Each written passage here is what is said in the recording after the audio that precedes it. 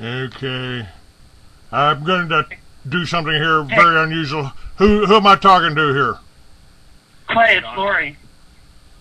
Hi, Lori. I can't talk to you right now, dear. I'm in the middle of a show, just starting the show, and you'll have to call me back later, please. Well, okay, all right, that's fine. I'm rolling to Tucson. Great. I'm here. I'm here waiting. Just call me back in an hour. Thank you. Okay, because I'm taking. You don't want to broadcast this on the air. I'm on the air. Goodbye, dear. Okay. All right. Bye. Okay, John DiNardo, welcome. Yes, hi Clay. Yeah, starting out interesting as always this morning. John, you've been on my show before, and before I take the time to introduce you, I want to kind of bring something up. You know, I write fiction, and I started a long time ago. One of my first fiction novels that I wrote 40 years ago is occurring now. I read all of these science fiction authors out there: Isaac Asimov, Robert A. Heinlein, Edgar Rice Burroughs. I read everything. And as I get into the digging down to understand why we're having these things, why we're spending billions of dollars to build underground bases, why we're spend billions of dollars building nuclear weapons to throw at each other. You know, it's like reality is almost stranger than fiction. I've said my fiction is actually more believable than my reality shows. And now we're being put down as conspiracy theorists. Oh, see, Obama's got his birth certificate here. Look, here it is. Here, it's been here all the time. You just fools are out there running around talking about it. Now here it is. See, don't you feel foolish now? Don't you feel foolish? This is a psychological horror against the people all over the world. And I think what is really happening here the conspiracy theorists, the people like like Sitchin who talked about the passing of Planet X. We're talking about Planet X. It's out in the paper, but the NASA is denying it, so it makes us look like conspiracy theorists. See, there's no planet out there. There's no planet coming. Just because we had 280 tornadoes across the America here last month, that's just an anomaly, like those vortexes and those holes down there in Antarctica, and there's that structure down there we can't explain. It's 2 miles below the ice, but in other words, I'm saying this is what we think of as fiction, and what I've written as fiction and writing as fiction right now may be what's really happening here. I mean, I've had somebody on my show the other day that talked about time travel. Yeah, we can do time travel. Yeah, that's how they know who's going to be president. They know that. Now, is he a kook? Are you a kook? Am I a kook here? Black helicopters. You guys saw black helicopters? How long have we been hearing that, John? Yeah, I mean, we've gone from a state of maybe 15 years ago where everything that was ridiculed has now come to pass, and we're seeing even the concept of Planet X is now becoming accepted by many people. It's like breaking the wall of prejudice. It took many years for society to break that wall of prejudice, and now it's been pretty much smashed. But it takes time. Old concepts, the belief that the world was flat, it took a long time to destroy that concept. Yeah, and entrenched belief system is always resistant to the truth. And some of our worst enemies of the truth about this celestial event that's causing the destruction of our planet, some of our worst enemies of that truth are New World Order researchers and broadcasters, because they have an agenda. Not you, you're an exception. But they have an agenda to ridicule and bury the truth of the celestial destruction of Earth, because it would hurt their standing as New World Order gurus who have a strong broadcasting audience. And they don't want to distract their audience from manning the guns of the info wars. That's right. We got to go after those Arabs. We got to go after those Arabs. We got to do this. We got to go after Muammar Gaddafi now. We got to destroy that dictator. It looks like one dictator just taking out all the other dictators. To me. Well, actually, you're right. I mean, you're talking about mainstream deception and lies. Yes. But I'm talking about the New World Order truth seekers who are telling us the truth about the New World Order, but they don't want us to know the truth about this celestial destruction of planet Earth, because they have an agenda to sustain their position as New World Order researchers. Let me explain their psychology here. If we told everybody that the world was going to end tomorrow, there'd be riots, we'd have to bring out the police, and it really would be the police state. We got to keep it secret. Because they don't believe, the elite don't believe, and I'm sorry to say this. I almost agree with them in this aspect, that the people of the world, and the American people especially, because we've got a real strong history of liberty, the American people are being led like sheep. They're being led like cattle. They're being led like the animals that the elite refer to us as. Right. Well, Clay, what I'm saying is I should use the term anti-New World Order patriot broadcasters. Those are the people. There's me and Bill Cooper. They killed Bill Cooper. I'm not talking about Fox News. I'm not talking about Fox News or anything like that. John, who are we talking about? Broadcasters. Who are we talking about here? Are we talking about Alex Jones, who tells you 90% of the truth? 90% of everything Alex Jones tells us is the truth. But has he covered Planet X? Not him specifically, okay. But in general, people, patriot broadcasters in general, will ridicule the concept of Planet X. Better yet, they would rather not talk about it at all. They don't want anybody to bring the subject up because, well, they try to make it. They try to give you the impression that they don't want their audience to be perceived as a bunch of kooks.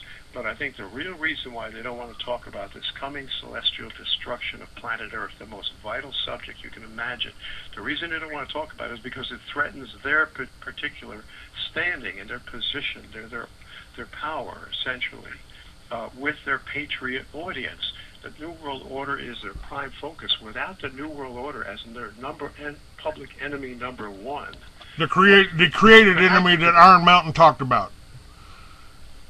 They've created an enemy. Well, the enemy is real. The New World Order is definitely a major enemy. It's a major enemy of mankind. But we have a celestial enemy coming from the heavens, which is far greater than that, which makes this New World Order tyranny seem like an anthill.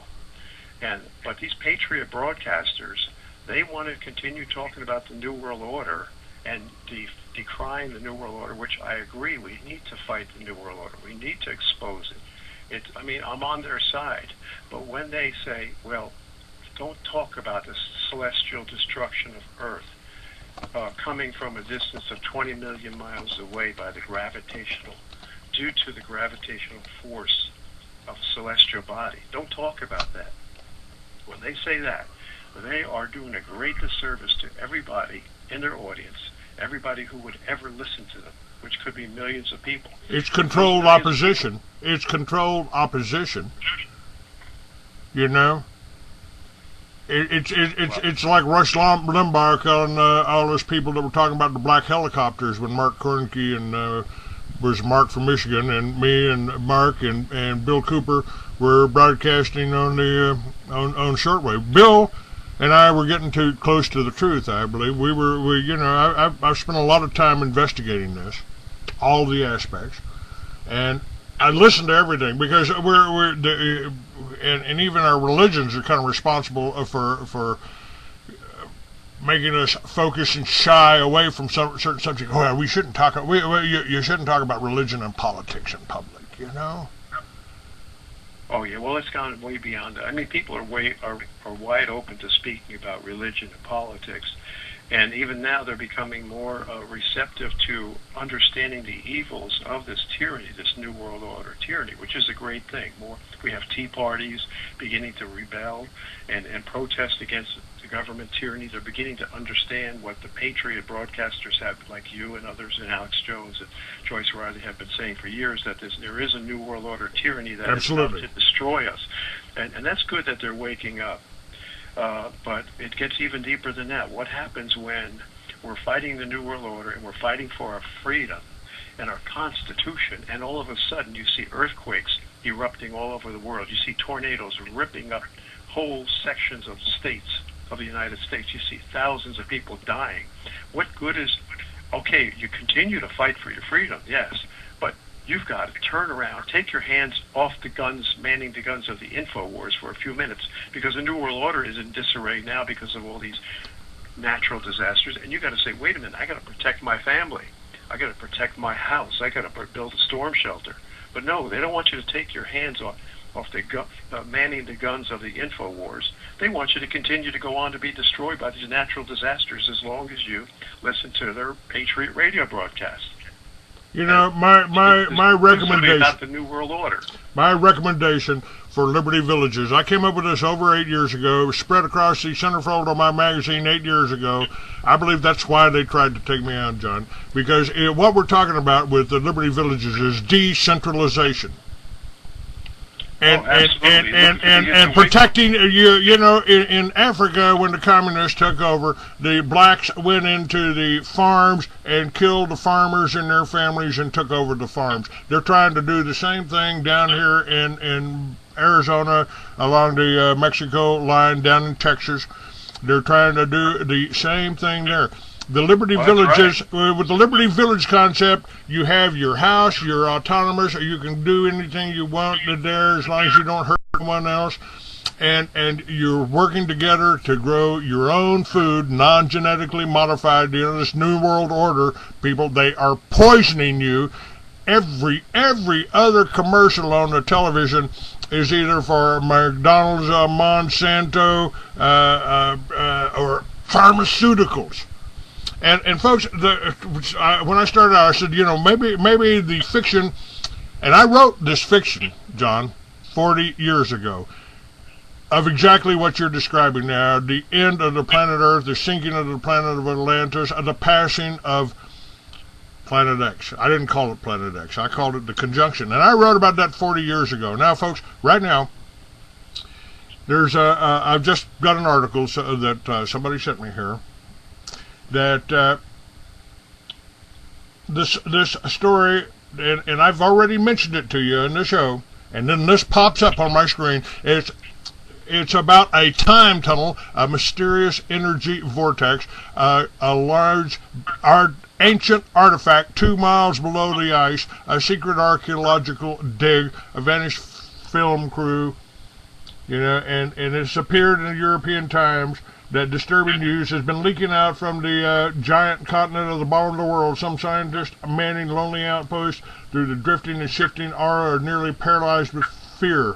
They clipped reports are being reviewed by astonished supervisors back in the home country. The Russian researchers posted near the giant South Pole subglacier Lake Vostok have reported eerie anomalies and incidents over the past few years that sometimes seem to be border on the creeping, on the frayed edge of the creeping madness. Now, one of the, let me analyze this for a second. That structure underneath the ice means that ice wasn't always there, so there was a planetary shift that froze that continent. Yes, right. And that happens every 3,600 years.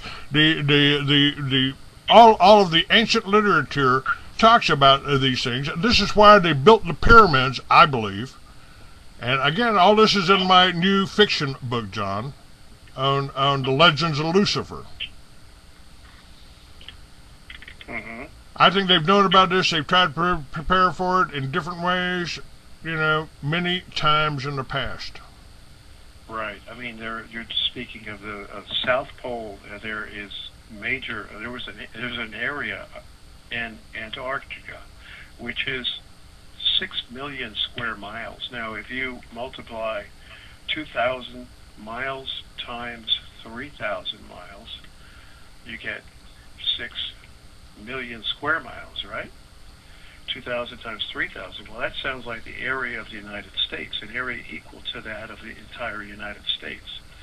6 million square miles on the continent of Antarctica, which has under deep, deep layers of ice, an entire forest frozen.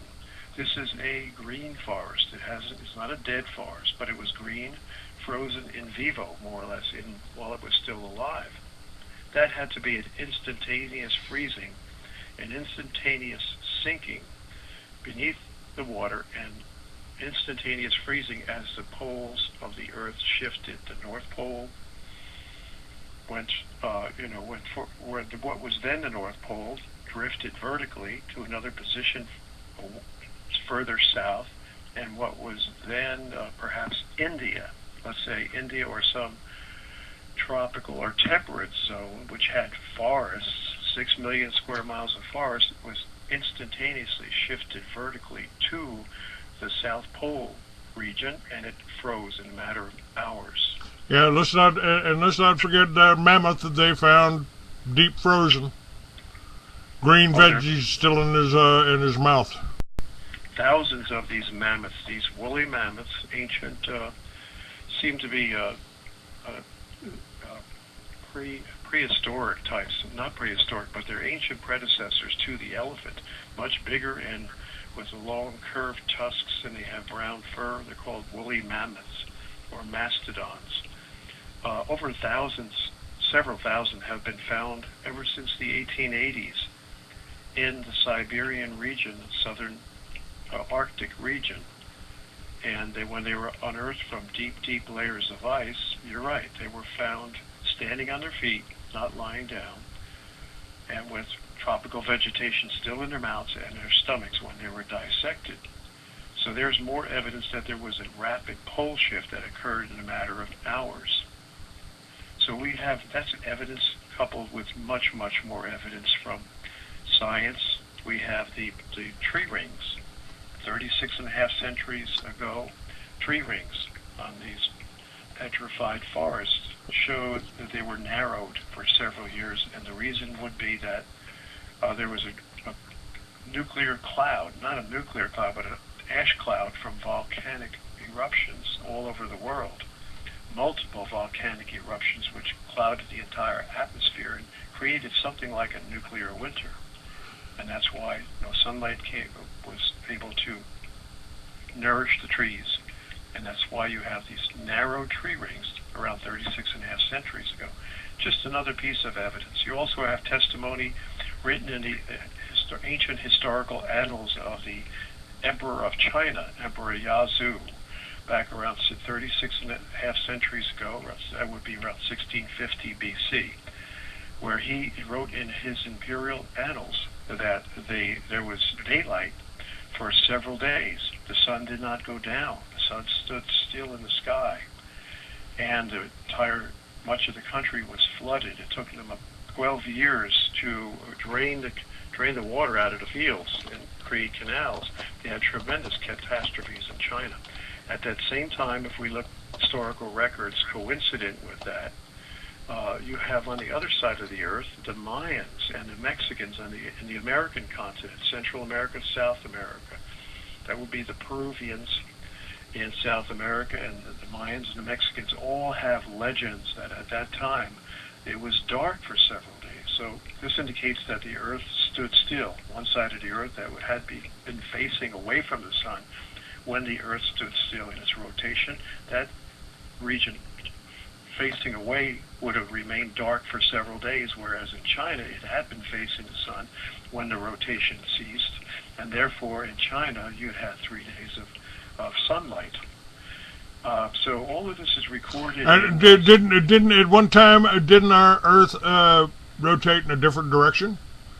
That's also true. In fact, I have that written. I would like to quote. I said in my fiction book, in my fiction story that I started 40 years ago, I wrote about the the sun stopped and started rotating, from east to west. That's true. In the wrong direction. In the wrong direction.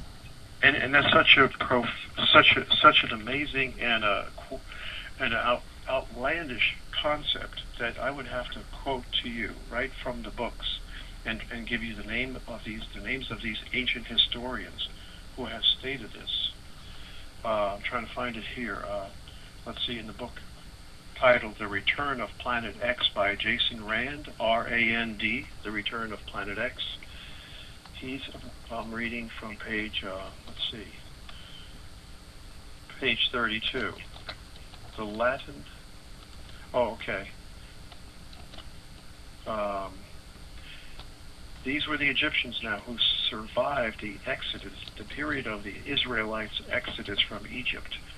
And these Egyptians wrote pretty much what Moses had recorded in the book of Exodus as to the 10 plagues of Egypt.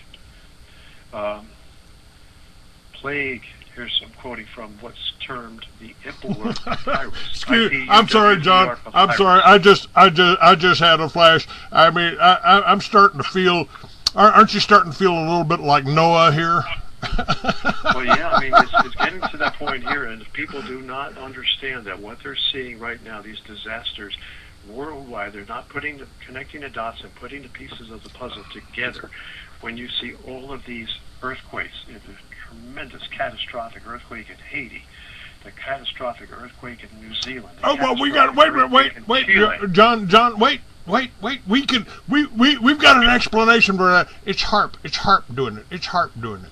There you go. We built the boogeyman here. We built the boogeyman, and look, we could do that. We might have done that earthquake there in Japan, but we didn't do the one in Haiti. That where did that come from? Oh, oops. That's right. And I have to blame these so-called these patriot broadcasters. Go right ahead. You can do that on my show. The New World Order. You can do that on my show. What you'll hear them say, these morning patriot broadcasters and midday patriot broadcasters on shortwave, they'll say, "Oh, that earthquake was caused by HAARP." All these tornadoes. How do they know where all these tornadoes? How do they know we're going to have tornadoes along this particular line today? They must be causing it themselves. Well, no.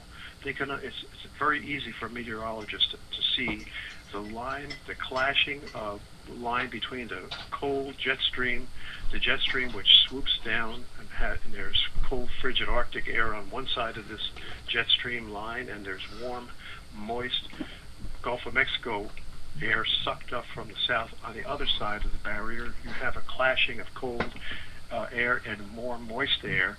Together, you're going to have violent weather reactions. And anybody who says, like some of these patriot broadcasters, "Oh, it's caused by," they know it's going to happen, so therefore they're the ones who are causing it. No, when you look up the sky and you see clouds and you say, "Oh, it looks like it's going to rain," does that mean I'm causing the rain just because I can understand the signs that the rain is coming? So that's what these patriot broadcasters are doing. They're telling us that it's HAARP that's causing it all. And what's the consequence? The consequence of this deception by these patriot broadcasters is that people are going to die. Many people are going to die because they're going to say, "Oh, it's the government. Don't worry, just keep on fighting the New World Order and you're going to be okay." And then all of a sudden, the roof of your house gets blown off. You are flooded. Your town, the main street of your town, which had a bank and a bookstore and a candy store, now that main street people are dying, grabbing onto lampposts just to hold on. That's what's going to happen when these patriot broadcasters mislead people about what's happening. They don't want you to know that celestial destruction is coming. We've got to prepare for it. But maybe they've told us, but the knowing the 2012. I mean, these are all movies that are basically telling us what's going to happen. That's correct. I'm glad you brought that up too. The movie Knowing is very revealing, and it tells me, I know from my studies, that this movie Knowing, the producers are actually trying to warn us of a huge coronal mass ejection, or several coronal mass ejections that will cause horrendous, deadly solar scorching. And we were warned about it by Governor Jesse Ventura on his True TV episode called Apocalypse 2012, which you can find on YouTube, where he has scientist Larry Joseph telling us that even NASA, and they show us the articles from NASA and from the National Academy of Sciences stating that around 2012 we're going to have tremendous solar excitation with solar flares that will probably take out the power grids. And that'll bring us back to a primitive existence, because everything, our society is such a delicate web of technology and computer control of everything, our food and our fuel, etc. When those power lines go down and the computers get destroyed by this solar blasting, then we're going to have to be able to grow our own food. John, when I came up with the concept over 8 years ago for Liberty Villages, I asked myself, how did people live 10,000 years ago? And we don't have to give up all of, we don't have to go back to living in a cave and give up all of the technology. With what we can build right now, with the resources at hand, we can power our own villages. We can make use of the satellites that are out there and may or may not survive. But at least we can grow our food, and at least we can light our homes and heat our homes using what God gave us, the sun and the wind. That's right. And that's why they tried to destroy you, because you tried to get people to mobilize and become independent, more or less like Moses wanted to bring the people of the Israelites out of under Pharaoh's tyrannical control, enslavement, and said, let's set my people free. Let them go into the wilderness so that they can worship God and not worship you, Pharaoh, not be your slave. Well, the same thing, basically, you did something similar to that on a much smaller scale. You said, let us get away from this tyrannical, evil system, this satanic system, and have our own communities and depend upon what God gave us. But they wouldn't have that, because Satan will try to kill you when you try to free yourself from his grip. And that's what they did to the people in Waco. They incinerated them. And that's what they tried to do. They tried to destroy you, because you were doing the same thing as the people in Waco tried to do. Simply seek your own freedom away from the tyrant. That's right. That's it. I mean, I don't know if people understand, John. Just hold on just a moment here. Let me get back to here. Yeah, we're talking with John DiNardo. We're talking about Planet X, planetary changes, current events, the hurricanes, the earthquakes, and a few nuclear clouds floating around too. But remember, they really tell you in advance what they're going to do, and they've the fact that they want to kill 2/3 of the world's population. They've got that written in stones called the Georgia Guidestones. Reduce the planet to a manageable 500 million under our control. Hang on, I'm going to second half here with John DiNardo. 1 out of 13 people remain alive. 1 out of every 13 people will remain alive. All right, hold on to